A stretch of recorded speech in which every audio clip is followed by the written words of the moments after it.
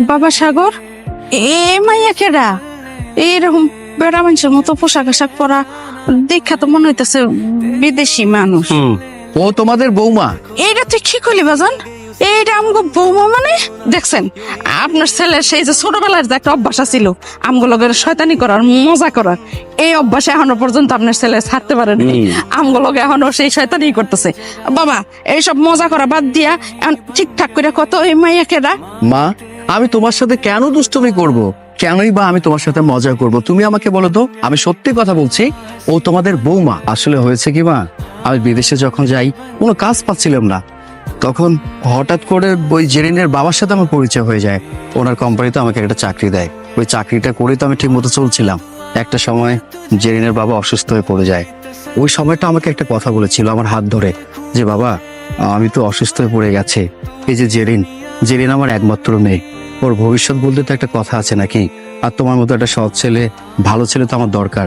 তাই বলে কি, তুমি যদি জেরিনকে বিয়ে করতে, মানে সারা জীবন ওর হাতটা ধরে রাখতে হবে। পৃথিবী যদি এদিক সেদিকও হয়ে যায়, তারপরও আমি যেন জেরিনের হাতটা না ছাড়ি, এমন ভাবে আমাকে বলেছিল। আমি কি করবো বলো? অসুস্থ মানুষ এত সব কথা বলছে, আমি কি কোনোভাবে ওনার কথাটা ফেলতে পারি? তবে মা, এটাও সত্যি কথা, জেরিন কিন্তু আর 10টা মেয়ের মতো না। শোন, এই মায়া যতই ভালো হোক, বিদেশি মায়া আমার ছেলের বউ করে আমি ঘরে নিমু না। তাছাড়া গ্রামের মধ্যে আমার একটা মান সম্মান আছে, নাম ডাক আছে। গ্রামের মানুষ যদি শোনে যে একটা বিদেশি মাইয়া আমার পোলাদের বিদেশ থেকে বিয়ে করে ঘরে আনছে, তাহলে আমার মান সম্মান থাকবো না। এই জন্য ওই বিদেশি মায়াকে আমার ছেলের বউ হিসাবে মাইনা নিমু না। শেষ কথা কয়ে দিলাম। হ্যাঁ, তোর বাপে একদম ঠিক কথাই কইছে। আমরা কোনোদিন ওই মেয়ের আমগো বাড়ির বউ হিসাবে মাইনা নিমু না। তুই যেমনে পারস এই মেয়ের আজকেই তার দেশে পাঠানোর ব্যবস্থা কর। আমরা কোনোদিন ওই মেয়েরা মাইনা নিতে পারবো না, এটাই আমগো শেষ কথা। মা বাবা, তোমরা এসব কি কথা বলছো? আমি যা কইতাছি একদম ঠিক কথাই কইতাছি। এই মায়ের কোনোদিন আমরা বউ হিসাবে মাইনা নিতে পারবো না। আর তুই যদি আমার পোলা হইয়া থাকস, তাহলে তুই এক্ষুনি এই মায়ের ওর দেশে পাঠানোর ব্যবস্থা করবি। প্লিজ মম ড্যাডি, আপনারা আমাকে আপনাদের হোম থেকে তাড়িয়ে দিবেন না। আপনারা ছাড়া আমার যাওয়ার কোনো জায়গা নেই, আমার কোনো আপনজন নেই। আপনারা আমাকে একটা সুযোগ দেন। আমি বলছি, আপনাদেরকে কথা দিচ্ছি, আমি নিজেকে প্রমাণ করে দিব আমি আপনাদের বাড়ির যোগ্য বউ। জেরিনকে একটা বারের জন্য সুযোগ দাও। আমার বিশ্বাস তোমাদের বাড়ির যোগ্য বউ হিসাবে জেরিন নিজেকে গড়ে তুলবে। আচ্ছা ঠিক আছে, তোর বউরে এমন একটা সুযোগ দিতে চাই।